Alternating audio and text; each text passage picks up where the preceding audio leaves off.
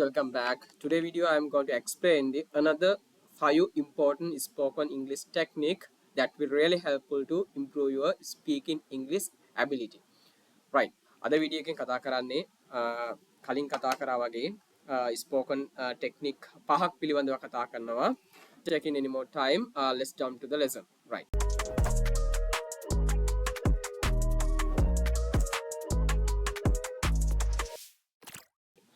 අපි පළවෙනියෙන් කතා කරනවා I am not sure if කියලා. right. මොකද්ද point එක? I am not sure if. මට විශ්වාසයක් නැහැ. මට විශ්වාසයක් නැහැ කියන එක තමයි අපි කතා කරන්නේ. මේක ටිකක් අර දිග sentence pattern එකක් වෙනවා. I am not sure if කියලා අපි sentence spoken pattern එක use කළා. මේ ඊට පස්සේ තමයි අපි අදාළ වන sentence එක ලියන්නේ. මට විශ්වාසයක් නැහැ. මොකක් පිළිබඳවද විශ්වාසයක් නැත්තේ කියන එක අපි අනිත් sentence එකෙන් අපි indicate කරනවා. අපි අනිත් sentence එකෙන් express කරනවා. for example අපි example එකක් විදියට අපි බලමු මෙහෙම I am not sure if they will do it. මට විශ්වාසයක් නැහැ ඔවුන් ඒක කරාවිද කියලා. මට විශ්වාසයක් නැහැ ඔවුන් ඒක කරයිද කියලා. I am not sure if she will understand. නැත්නම් මට විශ්වාසයක් නැහැ ඇය ඒක තේරුම් ගනී කියලා. එතකොට I am not sure if එකත් එක්ක මොකද්ද අපිට යොදන්න ඕන sentence එක කියන එක තමයි අවස්ථානුකූලව ඔයාලා මෙතන වාක්‍යයේ තබන්න ඕන.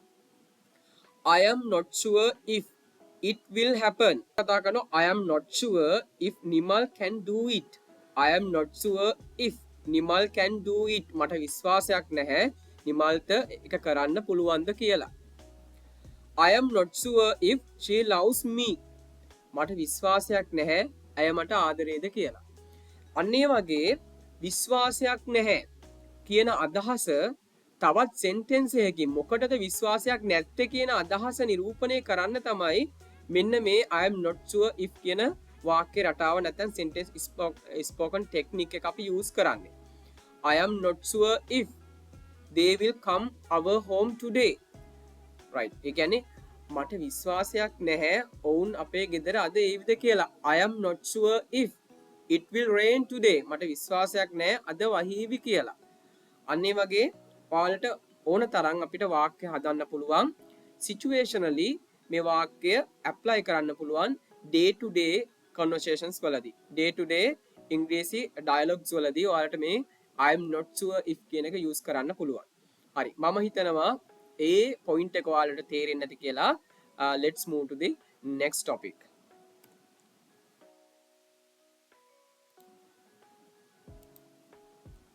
next pattern එක තමයි I have heard that. මට ආරංචි වුණා. මොකද්ද ආරංචි උනේ කියන එක තමයි අපි මේ sentence එකෙන් අපි ඔයාලට indicate කරන්න නැත්නම් express කරන්නේ.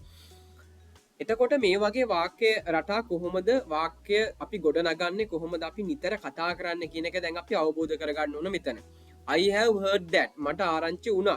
එතකොට මම කලින් වීඩියෝ එකෙත් කතා කළා present perfect tense එක ගැන. present perfect tense එකේ තියෙන grammar point එකකුත් මෙතෙන්ට ඇවිල්ලා තියෙනවා. මොකද I have heard that කියන එක මොකද මේ present perfect එකේ වාක්‍ය රටාව අපි අවබෝධ කරගත්තේ subject have has යොදලා ඊට පස්සේ verb එක past participle verb ස්වරූපෙන් තියෙන එක.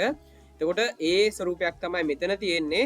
නමුත් මෙතන අපි ගන්නේ කිසියම් දෙයක් ඒ කියන්නේ මෙතන වාක්‍යයේ spoken technique එක විදිහට අපි ගන්නෙ කිසියම් දෙයක් ආරංචි වුණා. මොකද්ද ඒ ආරංචි උනේ කියන එක තමයි මේ sentence එකෙන් කියන්නේ. අපි example එකකින් අපි explain කරගමු. මෙතන I have කියන එක තමයි මෙතන කෙටි කරලා තියෙන්නේ I කියලා. You heard that. You heard that you got a new job. මට ආරංචි වුණා ඔයා අලුත් රැකියාවක් හම්බ වුණා කියලා. ඔයාට අලුත් රැකියාවක් හම්බ වුණා කියලා. You heard that you bought a new car. මට ආරංචි වුණා ඔයා අලුත් කාර් එකක් මිලදී ගත්ත කියලා. You heard that she is a good teacher. මට ආරංචි වුණා ඇය හොඳ ගුරුවරියක් කියලා. You heard that they won the cricket match. මට ආරංචි වුණා ඔවුන් ක්‍රිකට් තරගය දින්න කියලා. you heard that they scolded to me. දැන් මෙතන you heard that වලින් පස්සේ හොඳින් මතක තියාගන්න ඕන you heard වලින් පස්සේ යෙදෙන sentence එක තමයි මේ අපි මොකද්ද මේ ආරංචි උනේ කියන එක express කරන්න යොදා ගන්න එක. දැන් අපි මෙතන you heard that කියන එක අපි පොඩ පැත්තකින් තියලා you got a new job. you got a new job කියන ඔබට අලුත් රැකියාවක් හම්බ වුණා. you bought a new car. ඔබට අලුත් නැත්නම් ඔබ අලුත් කාර්යයක් මිලදී ගත්තා. she is a good teacher. ඇය හොඳ ගුරුවරියක්. they won a cricket match. ඔවුන් ක්‍රිකට් මැච් එක දින්නා. they scolded to me. ඔවුන් මට බැන්නා. she left the country yesterday. ඇය රට හැර ගියා ඊයේ. එතකොට මේ අන්නේ වගේ මේ අපි කතා කරපු මේ sentence එකෙන් අපි කියන දේ තමයි දැන් මේ ආරංචි වුණා කියලා අපි කියන්නේ යන්නේ. දැන් මෙතන ගත්තොත් දැන් අපි නැවතුවා I heard that they scolded to me. මට ආරංචි වුණා.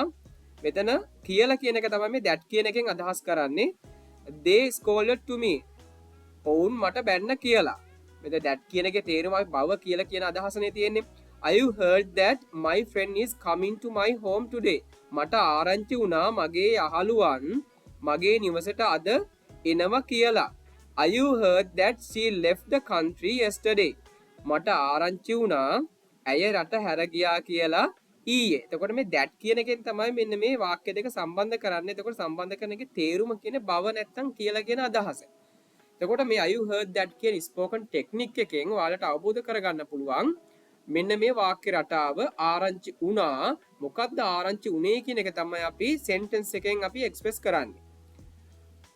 right. එතකොට මම හිතනවා මේක තේරෙන්නේ නැති කියලා ඔයාලට පුළුවන් මේ sentence pattern එක use කරලා ඕන තරම් වාක්‍ය නිර්මාණය කරගන්න. ඕනේ. තා අපි example එකක් විදිහට ගත්තොත් I heard that she sang a new song. මට ආරංචි වුණා ඇය අලුත් ගීතයක් ගායනා කළා කියලා. I heard that my friend passed the examination. මට ආරංචි වුණා මගේ යාළුවා exam එක සමත් වෙලා තියෙනවා කියලා. ඊළඟ එක තමයි don't we කියන අදහස. why don't we plus verb. ඇයි අපි නැත්තේ කියන අදහස තමයි මේ why don't we කියන එකෙන් express කරන්නේ.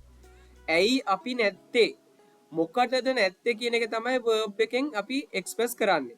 මේක suggestion එකක් විදිහට තමයි use කරන්නේ. it is an indirect way to suggest something.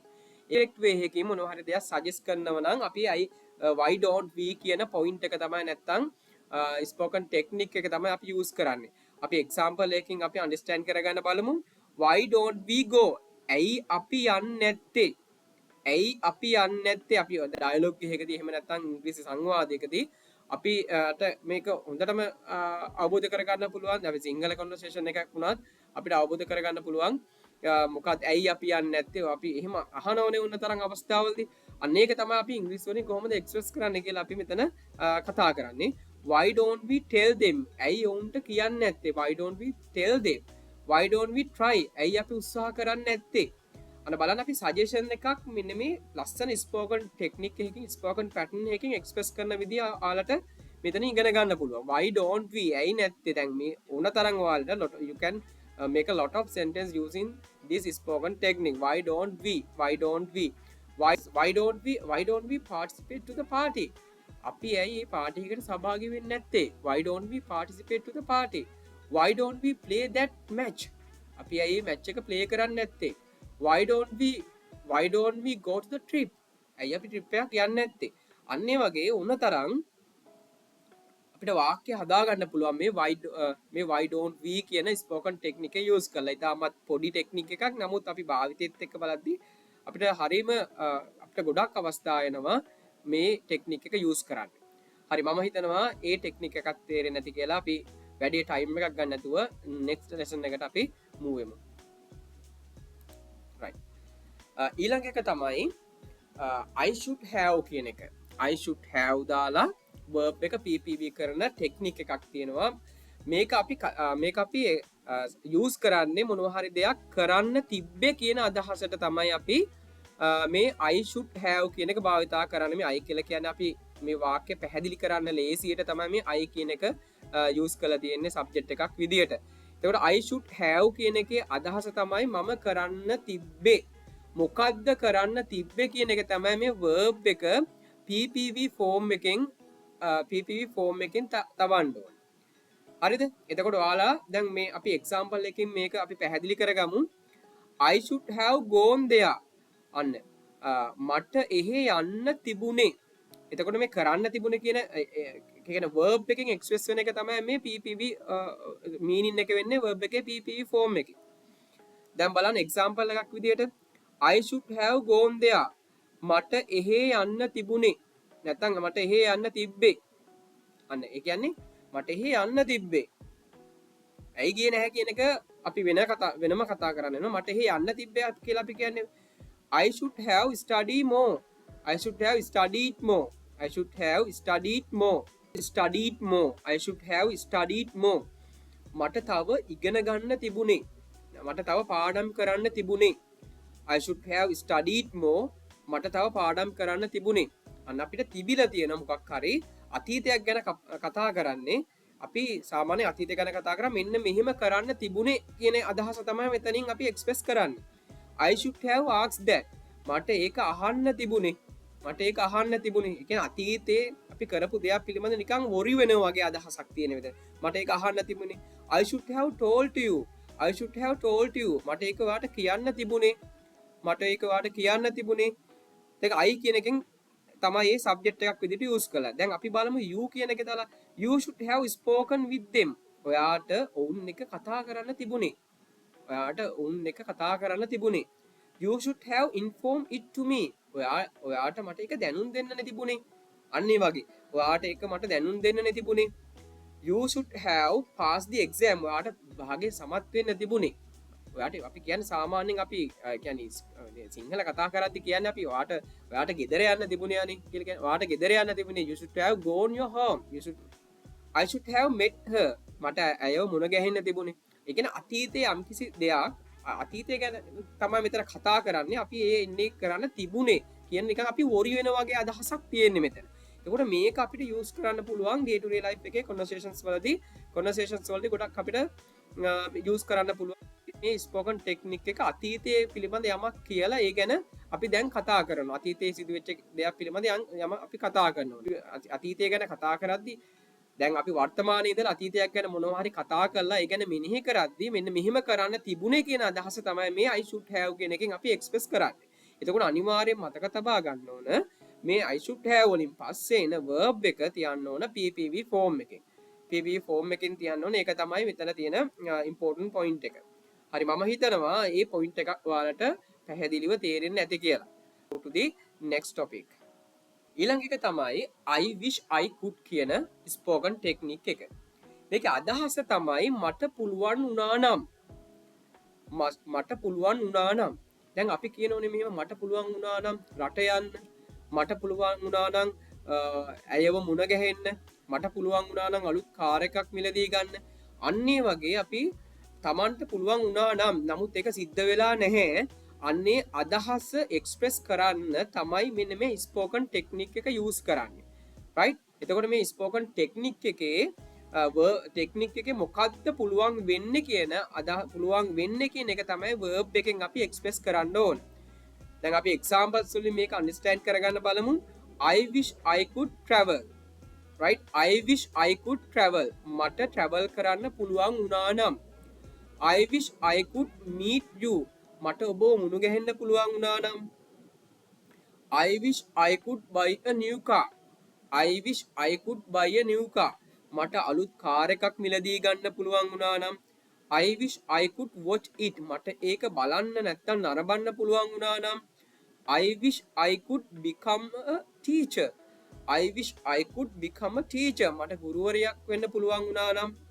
I wish I could win the match. මට තරගය දිනන්න පුළුවන් වුණා නම්. I wish I could pass the examination. මට examination එක සමත් වෙන්න පුළුවන් වුණා නම්. අන්න ඒ වගේ මොකද්ද පුළුවන් වෙන්නේ කියන එක තමයි අපි මේ verb එකෙන් express කරන්නේ. දැන් අපිට ඕන තරම් අපිට examples තියෙනවා.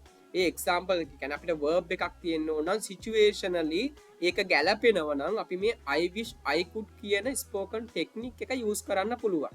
You have a lot of verbs to indicate this spoken pattern clearly. right. ඔයාලට පුළුවන් මේ spoken pattern එක clearly පැහැදිලිව මේ verbs අපි use කරලා අවස්ථානුකූලව අපි මෙන්න මේ technique එක use කරන්න practice කරන්න පුළුවන්. මම හිතනවා මේ technique එක පුළුවන් වෙන්නේ නැති කියලා. මේ I wish I could කියන මේ pattern එකත් එක්ක technique එකත් එක්ක ඔයාලා හැමතිස්සෙම practice වෙන්න verbs යොදලා situation එක මේක අමතක වෙන්න කලින් කතා කරන්න. මොකද මේ spoken technique දැනන් තියෙන්න ඕන ඔයාට කතා කරන්නත් කවුරු හරි කතා කරන දේ ඔයාට අවබෝධ කරගන්න. right. අපි next lesson එකට යමු. it is no use කියන එක it's no use කියලා අපි කියනවා. අපි ප්‍රකාශ කරන්න පුළුවන් එහෙම. ඊට පස්සේ ඒකේ තේරුම තමයි ඒකෙන් වැඩක් නැහැ. මොකෙන්ද වැඩක් නැත්තේ කියන එක තමයි අපි මේ verb එකෙන් express කරන්නේ. හරිද?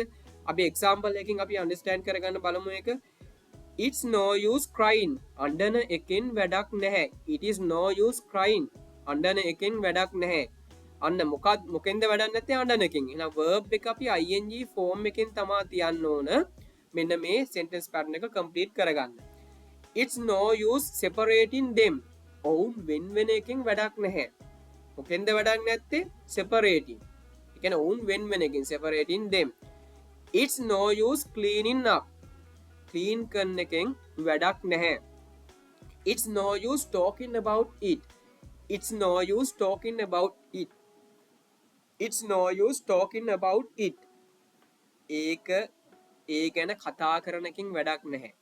අන්න ඒ වගේ අපිට ඕන තරම් verbs දාලා ing form එකෙන් verbs දාලා අපිට පුළුවන් මෙන්න මේ technique එක practice කරගන්න.